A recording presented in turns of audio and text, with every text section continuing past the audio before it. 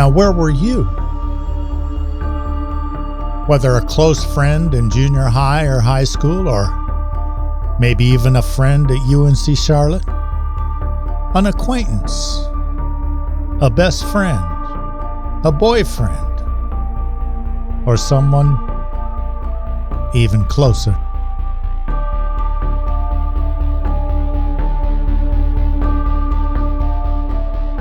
Perhaps you're a true crime aficionado just along for the ride, who may unknowingly possess a gift of intuition, or knowingly possess it.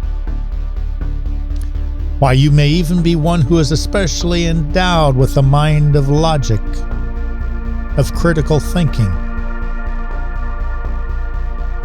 Why, I suppose you may even be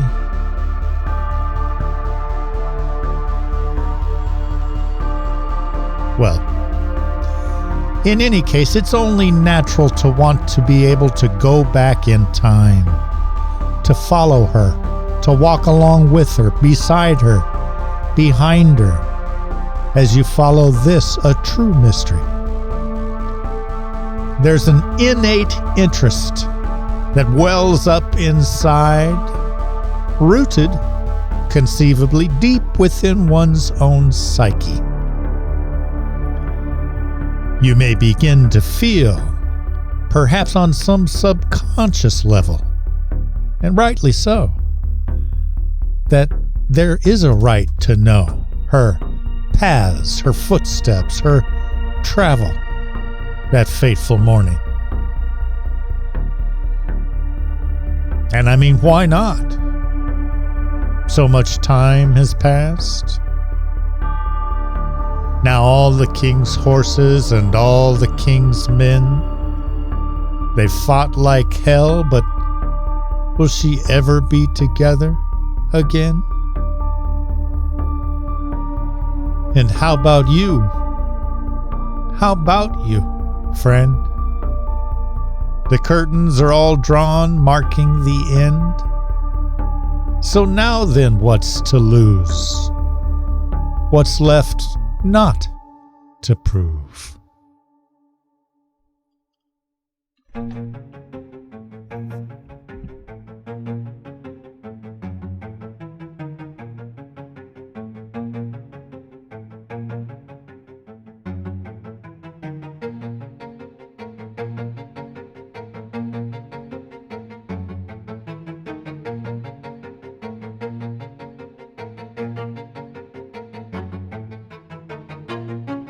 And yet, our pilgrimage embarks from the banks of elusive and opposite shores.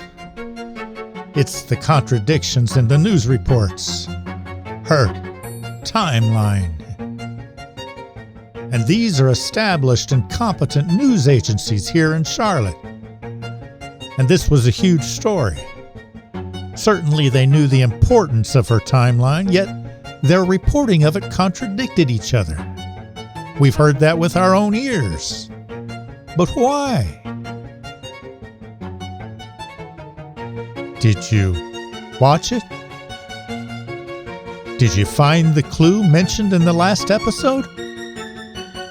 The video on the website, remember?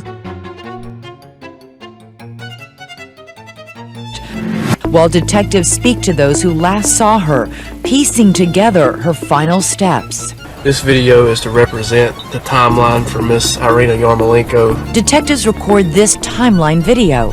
A security camera catches her donating several bags of clothing. It takes approximately 5 minutes and 50 seconds to drive to Jackson's Java from Goodwill. This is the last documented moment of Ira's life, a grainy video of her car driving through the parking lot of a YMCA, about half a mile from the embankment where her car was found. Police study it, searching for any sign of another person with her. But the video is so unclear, police can't tell, so they pursue the theory that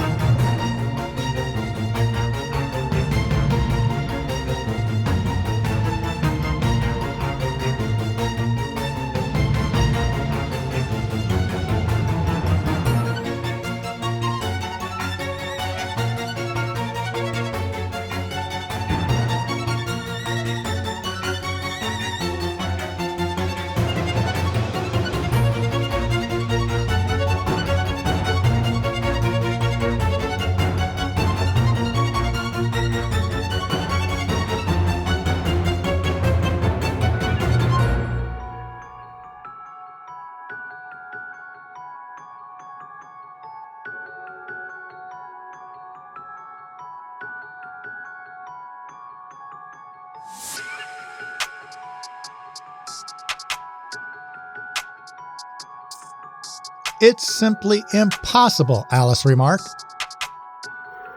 Well, only if you believe it is, the rabbit responded. Oh, it's no use going back to yesterday, she answered. I was such a different person then. I mean, I knew who I was this morning, but I've changed a few times since then. Shh, Alice, shh.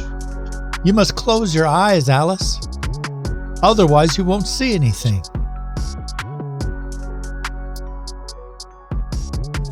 There she is again. She's leaving the coffee shop. Is she headed to the river next? Because if so, we know from our last episode she's in a hurry. And she may have been. I mean, after all, she's at the coffee shop for just a few minutes for what was to be her final visit. Dropping off a final farewell gift for coworkers. Only one employee there at the time. She was in and out in just a few minutes. We know that. Under the circumstances, one might think she would have stayed and visited for a while, reminisce about old times. But no, she was off. She had something to do. But where did she come from? And where was she going? Something seems a little odd, a little off. She walks into the coffee shop with a gift. Hi! This is for everybody. A goodbye gift. Thanks for everything. Bye.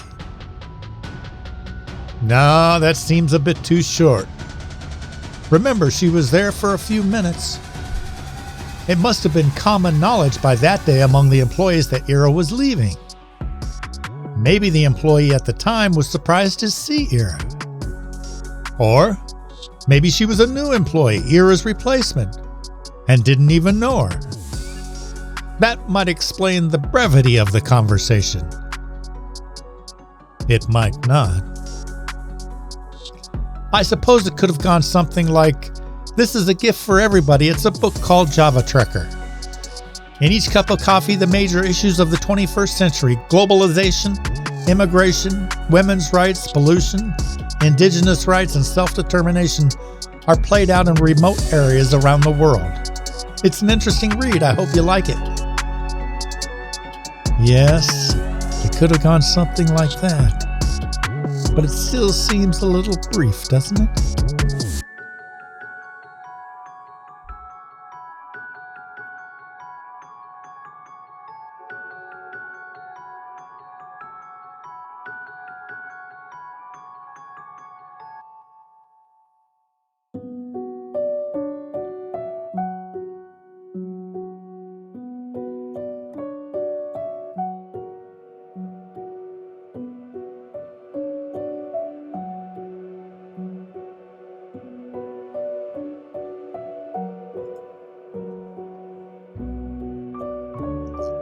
But it certainly doesn't seem like enough time to have reminisced about old times.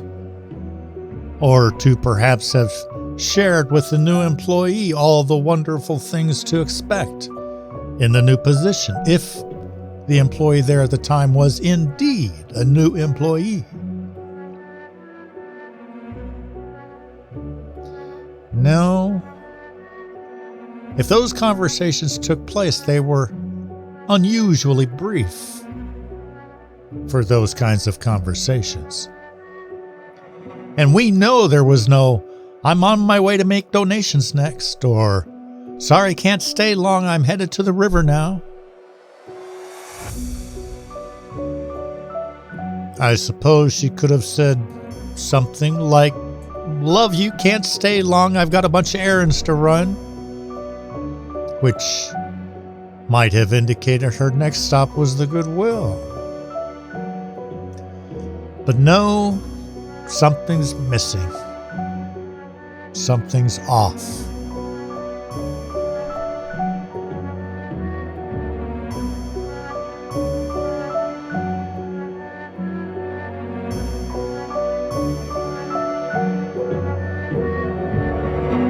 Nobody really knew. She just stopped by and dropped off a gift. It was a quick.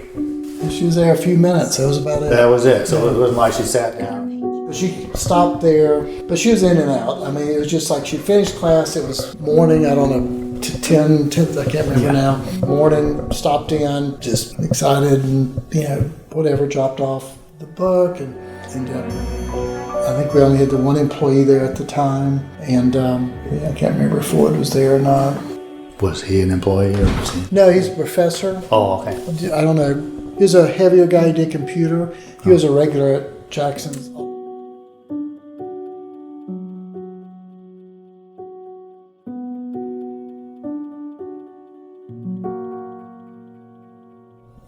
Yeah.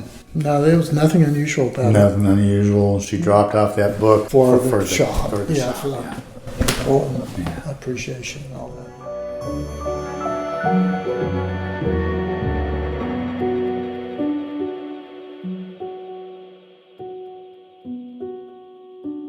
But no, I mean, because it was just, there's no reason to have thought, like I said, it wasn't just life is good, finished, a test, and I'm doing this, and Will be heading back to Chapel Hill soon? Or? yeah, exactly. You got the impression? Yeah.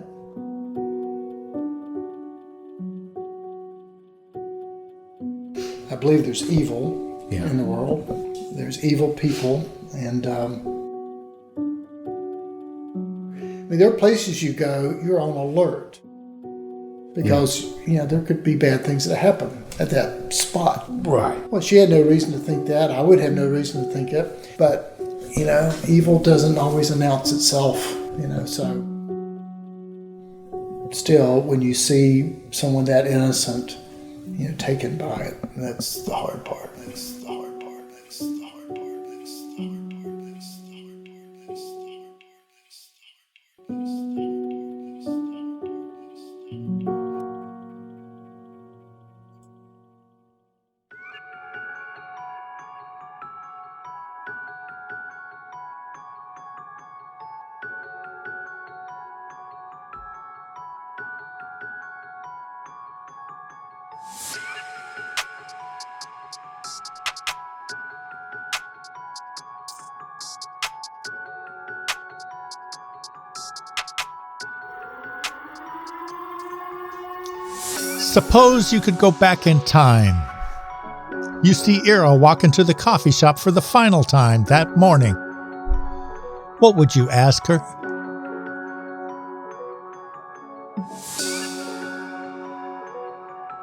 Suppose you could go back in time to any day, any one day, before she was found lying by the river. Which day would you choose? What would you ask her? What would you say? The day she was found lying on the riverbanks, it was a Monday afternoon, May 5. She had just celebrated her 20th birthday the previous Friday, May 2nd. So that whole weekend was her birthday weekend. Tragically only to be found murdered on the following Monday. Tell me, pray tell. Tell me which day. What would you ask her? What would you say?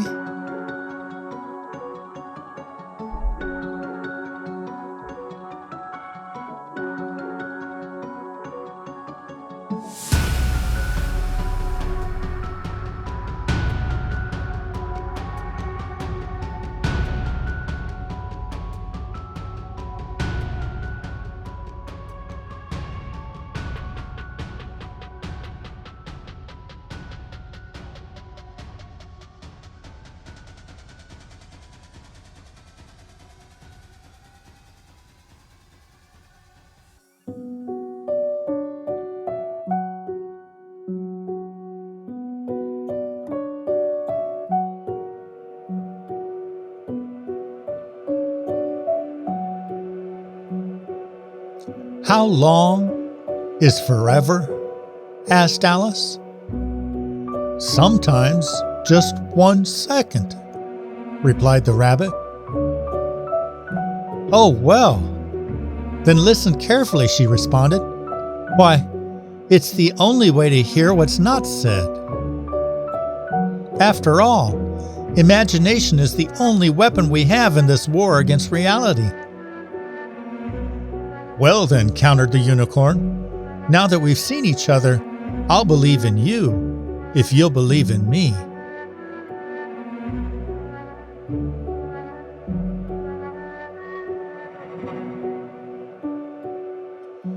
So she walks out of the coffee shop at 10:50 a.m., heading to the river. She was in quite a hurry to have arrived there by 11:09. She couldn't have left the coffee shop much earlier, if that was indeed her last stop around the campus area that morning. How do we know that? Because we have the timestamp on the video of her at the Goodwill Donation Center, leaving there at 10:35. Plus, we know that she spent at least a few minutes there at the coffee shop. Now, if, alternatively, she next makes her way to the Goodwill Donation Center from the coffee shop, the video at the Goodwill again shows her arriving there at 10:33.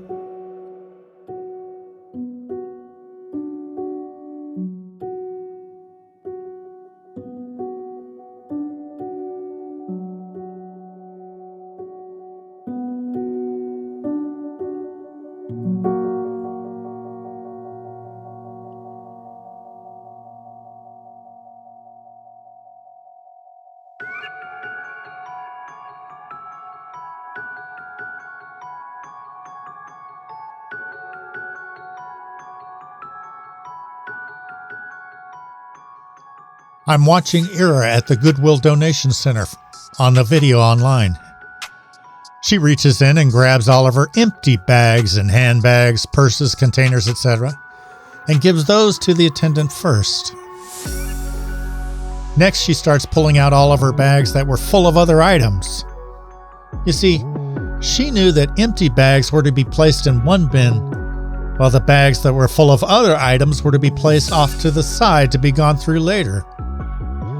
And lastly, she knew that items that were not bags or sacks at all would be placed in yet another bin altogether. She knew the drop-off procedures well, and handed all of her donations to the attendant in that procedural order. She conducts herself in a manner characteristic of one who had spent time organizing everything as she was placing her donations in her car, with the idea that organization would facilitate the drop-off process. Let's get everything organized so this goes smoothly and quickly. So once again, she's there for just a couple minutes, then she's off, leaving at 10:35. Now, all we know is that next she's seen on video all the way across town, pulling into the YMCA parking lot at 11:09. And we traveled that same path and arrived there at 11 o'clock, nearly 10 minutes ahead of her. That begs the question, did she stop somewhere in between? In between the Goodwill Donation Center near campus and the YMCA close to the river?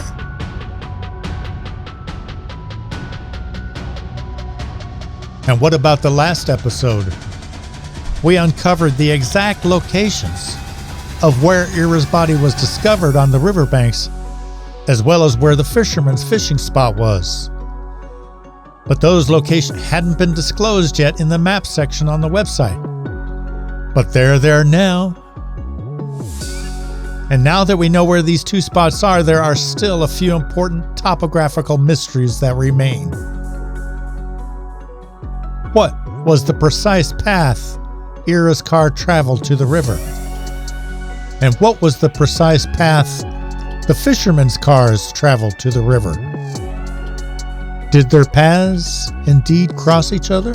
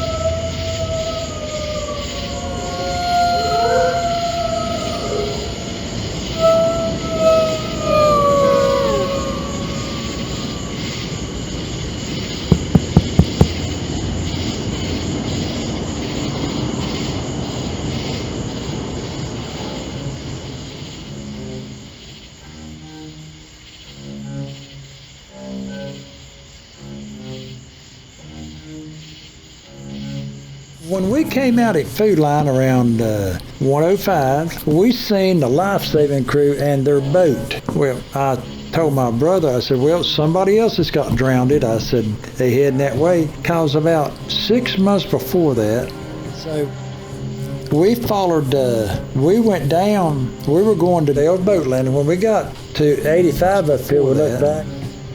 There was a young man swinging on a vine. He was across the river over there. They had a vine they swung out on, they dropped in the water. Well, nobody didn't know this little boy couldn't swim. He's about, I think he's 17 years old. I said, John, the helicopter's flying over where we go fishing. So we turned around at the bowling alley and came back. He swung out and dropped, and then he never came back up.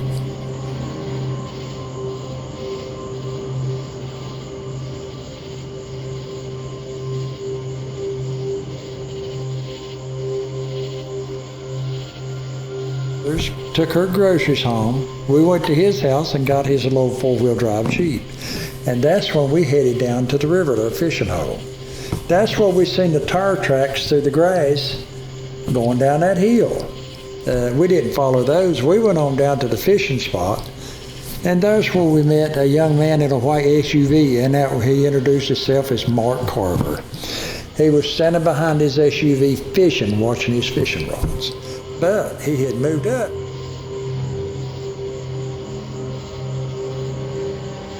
"50, 60 foot from the edge of the water in the shade," and he was there in the shade, had those rods stretched out there. But you got a little ball or bell you can put on them, and it makes a string swag, and when a fish gets it, it'll yank that up, and it'll either a light will come on in it, or it'll ring a bell, or the bell will go tingling, you know, and he was our fishing. So he came on and talked to us a few minutes. I would say 10 minutes. And he kept asking us, did we see anything? Could we see the car? I said, what car? I said, there ain't no car here. He said, then he told us later on about it. Was about 5, 10 minutes, 15 minutes before he got there. As he got there, the detective came. He got there. He told the detective to get everybody's ID.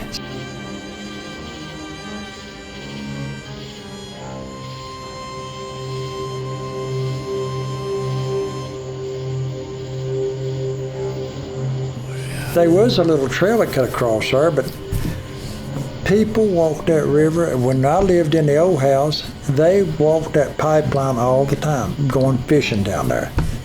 There's a spring over there that they come by every Sunday, and they had to get a drink of water out of that spring. The Catawba Indians drank out of that spring. Really? Well, I drank out of it. Man, the water was getting cold. Good. Where is it? And yeah, when we met him down there, we talked to him, or I did. John talked very little. He went and got those officers and brought them down and took them back to get their vehicle, so they'd get their vehicle down there and they could drive it back.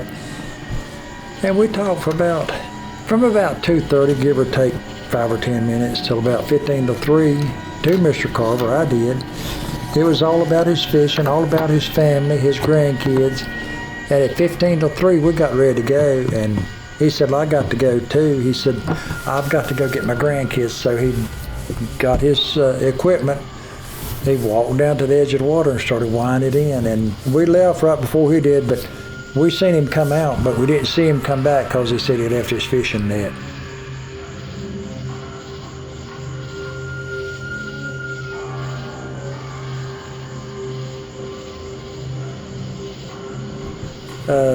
After we left, a couple of detectives come to the house. They was talking to us, and I asked this detective, I said, let me tell you something. I said, or let me talk to you about something.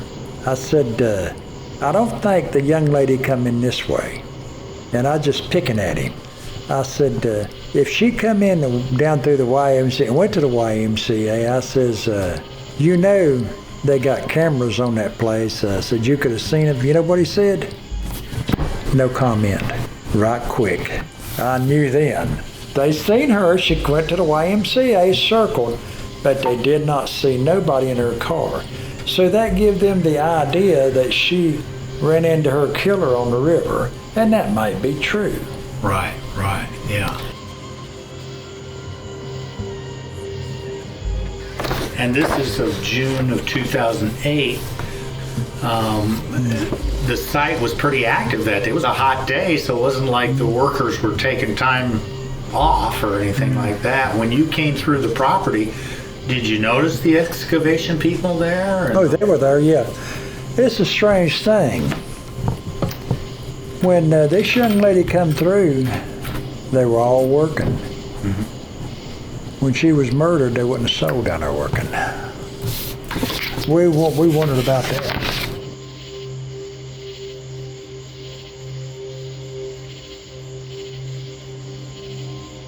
This one I thought that because you said that there was a couple ways you used to get down to the... Oh, yeah.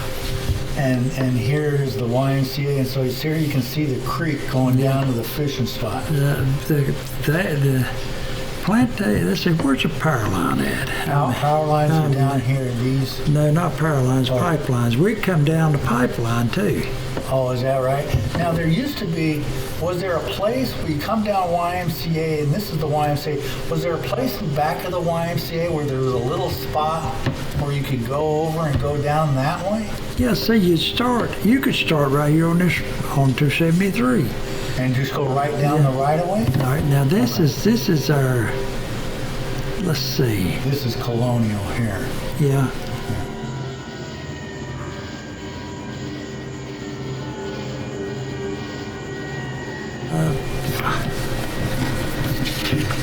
Well, now I guess the house that we're in here is some, I don't know. Usually it should be over here somewhere. This is Beatty Drive coming down. Yeah, Pearl Beatty. Yeah. I don't see it, but you come down Pearl Beatty Drive so far out here, and it just kept going. You swung around down here. Okay. Then you get over here, you could just cross the woods, get in the pipeline, and you could see it right down across the woods here. Get in, you go all the way down to that river where the car was found, and on down in there. And you could get to that place. No, you couldn't.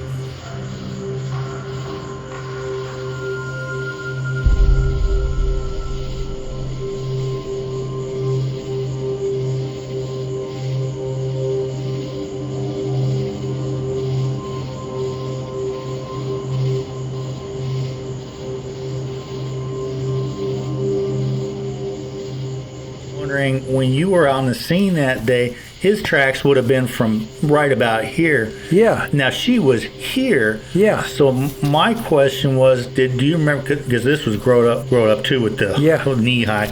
Do you remember seeing the track start from all the way up top here? Yeah, from right here where the grass was, all the way down. All the way till they disappeared over that hump. Okay, you're sure it didn't, like she didn't come down this way and it started down this way? No. Now, where the grass was real thick, her tire tracks where she buried the grass down was all over. It went until it went over that hump and disappeared. So, and it had to be right here because, let me see if I'm right about that. Let me pick this up and look at this again. Yeah. Okay, yeah. It was right in here where her tire track started.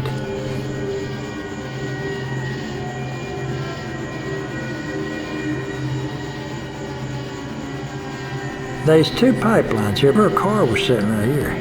I swear I do. Right here on this lower pipeline. Then you got another pipeline coming out here. That's from behind shooters, yeah. This is Plantation. This is Colonial. Right. Now, why this splits off like this, I don't know, unless one, I know there was 3 lines in here. But if I'm not bad, her car should have been right here. On this one, it's a little older. You can see the actual 3. 1, 2, and then 3. Okay, being on the upper one, it was on this one. Well, here's a fishing spot right here. Right. Because here comes this little road right here. You got one here. Let me see if I can see the other. Sure. There's 2 ways in there. Where am I at? Here we go. Oh yeah. here comes this road. Yeah. And let me see if I can follow it. Okay, here we go. It comes in right through here somehow and comes right here. That's exactly Mr. Carver was here. Her car was sitting right there, almost to go in the rear, but it hit a stump. It hit that stump. Now, what this is going across here, I don't know. And it might be the other pipeline, but I don't think it is. One of the pipelines come in, let's see, how'd that come in? Came straight. This one came off and went up it. The road sort of came down here like this. And there was another road that was down below here, but I can't remember how it went. And it's not got that big of a curve in it, but it sort of curved in here to the water. So Carver would be right here. The girl would be here. And in between there is growed up. But there is a flat place here where you can walk. And that's what they were talking about. What he done, he went up there and done that. Then he come back down this way and started fishing again, you know?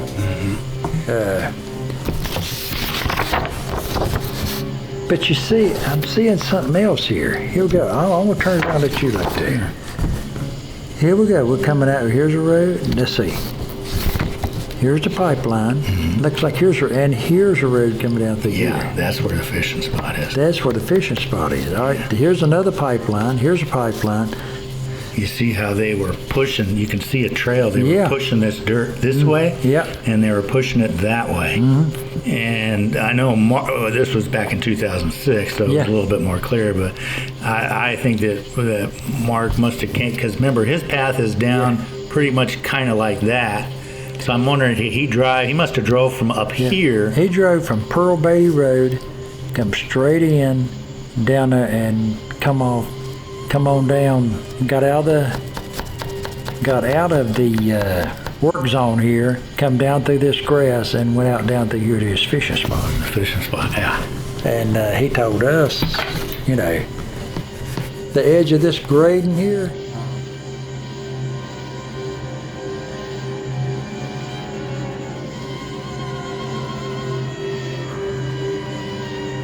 Right here is where her tracks begin to show up in this grass.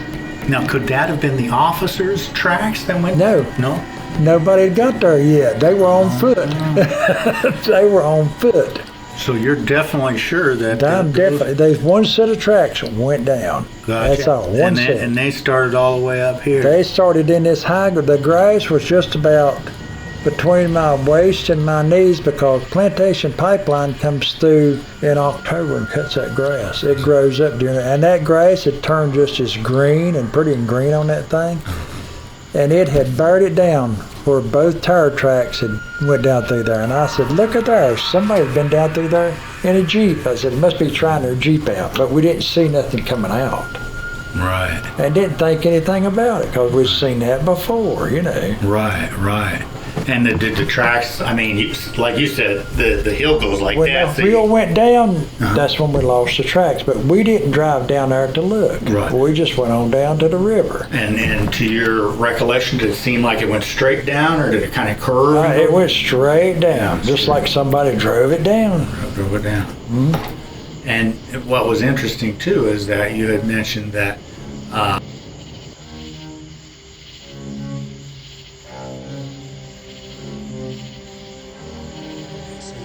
you and John get down there. Tell me if you could take me back right to that day. You drove up down there. Well, there's a SUV, white SUV, that Chevrolet. Parked backwards. Yeah, then back like he backed in. He turned around and put it back in there, but he come up in them trees where it was shady. And they say this is his tailgate. It was a little bit farther than that window to the water. He's sitting back up there in the shade because it's hot that April. And you had see a ball of mud on that rod for when that fish hit it, jump up, you know. And then you see him there. You see him there, yeah. He's chewing tobacco. He was just sitting there. Just chewing it. He got up, talked to us. Man, what's going on? He said, I have no idea. He said it was a jet ski went down the river and somebody just racing the devil. He said I could just barely hear him saying something. So he said, I ain't thinking anything about it. I just sit here and said, I don't know what's going on. So I talked to him about an hour or so. He was telling me about his family and the different places he'd been fishing. Had a shoebox full of pictures. He'd go to these lakes and places, fish for money. The different places at the river, different lakes. When you first got there, you're walking through. Here's a picture of when you're walking through there. Theoretically, on a hot day, there should be all kinds of workers going on. And they were right here working too. And there's all kind of workers, but Now, was it the excavation crew with heavy equipment? yeah, the heavy equipment crew. But hey, after that happened, wasn't nobody working. Now, was that, when you say after that happened, when you first got there, they were there? That's correct. When John and I went to the river, there's all of them working. When the officer got there, the detective or one officer, hey man, they left. They disappeared. They probably had illegals working for them, didn't They they? did.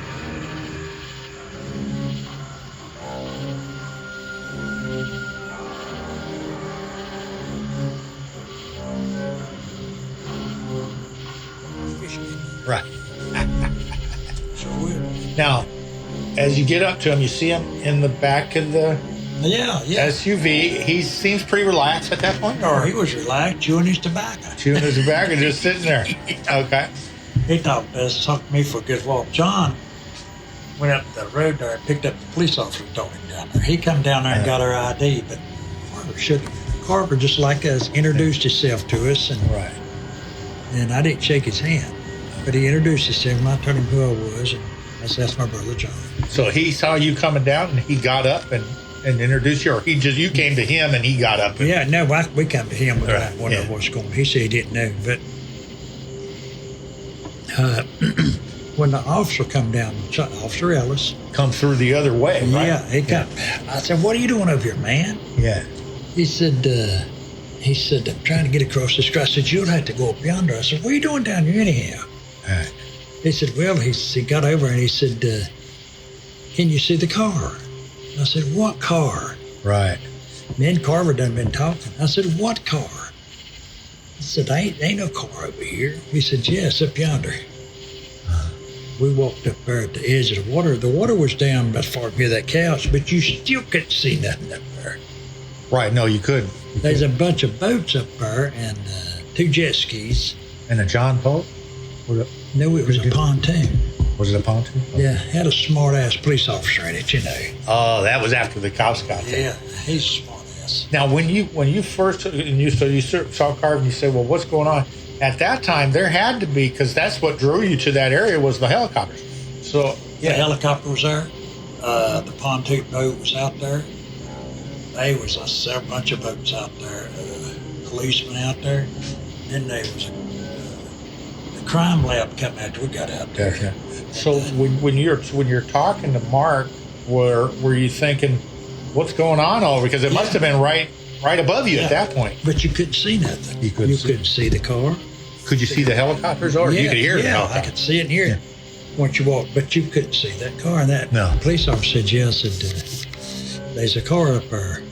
He said, there's somebody got murdered. I said, I didn't know. I said, we can't see a car. I said, we did see some tire tracks going down.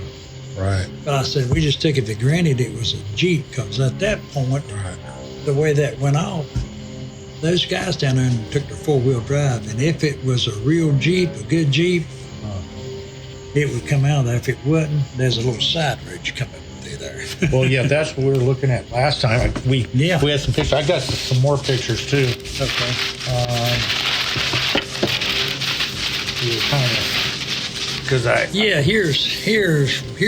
Here's going down the pipeline here. Here's where the car stopped, right there. Right there. Yeah. See these tracks going down through there? Yeah. And we looked at this last time, and we saw how that trail kind of bent a little bit. Mm-hmm. So that's why I wanted to kind of give you. Yep. Let's see. There's one here. Okay. So there's 2 pipelines. There's one above. Right. Okay. Let me think about that. Okay. Let's see where we are here.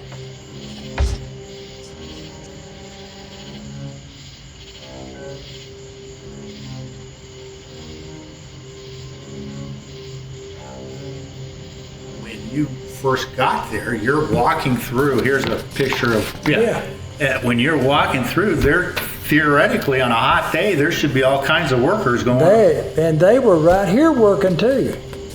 And there's all kind of workers, but. Now, was it the excavation crew with heavy equipment? Yeah, the heavy equipment crew, but hey, after that happened, wasn't nobody working.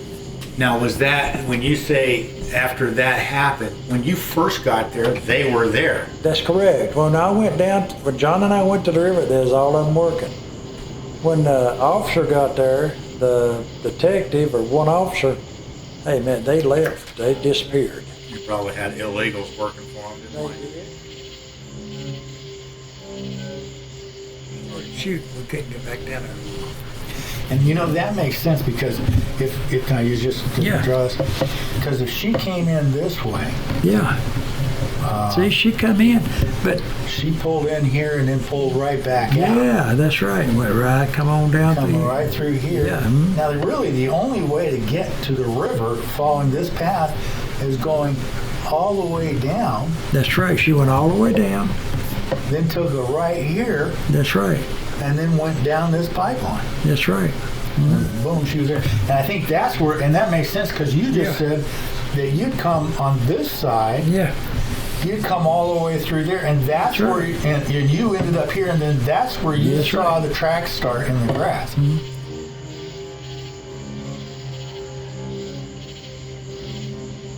You still got the same van you had? Yeah. How many miles you got? You know, I think it's got about 150, 160. Is that all? Yeah.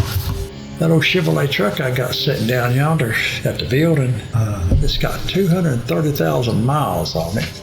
Is that right? And I get in it and go anywhere I want to. The old Chevrolet, 88 Chevrolet pickup. My brother gave it to me about 20 years ago. We've been to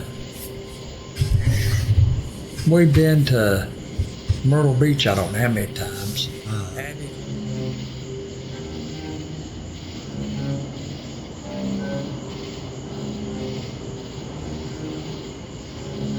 I pulled something in that knee. Wasn't a cartridge, they call it something else, like the athletes do.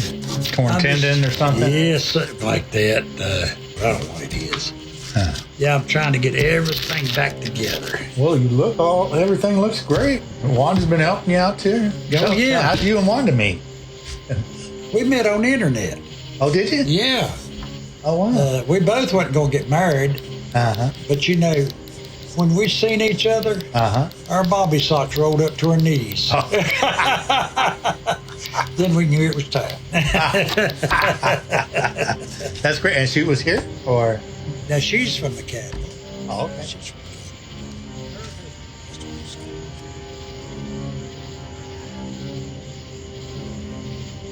See, they could walk down through here, but the thing about it, they couldn't cross the creek. It was so deep right there. They had to cross it in here. Then you headed towards, you were headed towards the boat landing. Yeah, we thought that's where it's at. Yeah. But we looked across 85, and John told John, that's where we go fishing at. So they didn't know where she was at. We went back to the house. 11, 12, drove the Jeep 2 or 3 down that old road down there. And see, they could walk down through here, but the thing about it, they were doing construction. Creek, it was so deep right there. And I think when I see. And they didn't know where she was at. 11, 12, 2 hours. 2 or 3 hours.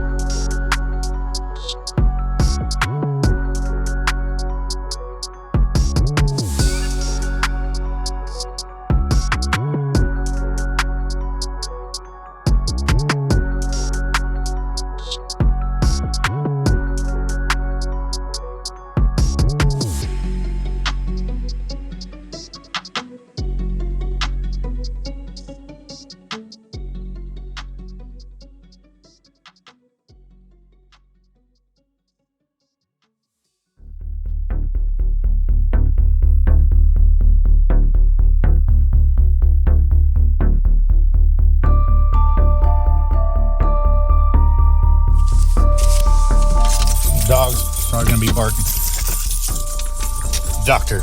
Maurice Godwin.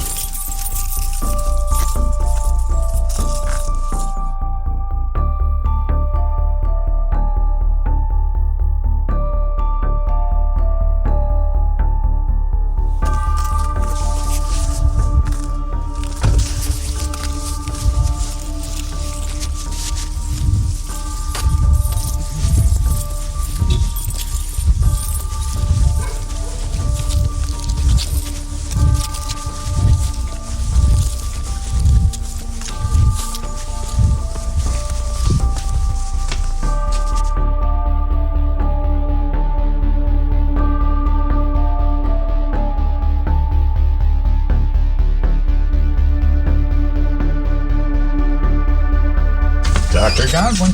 Come on in, man. How we doing? All right. Good to see you.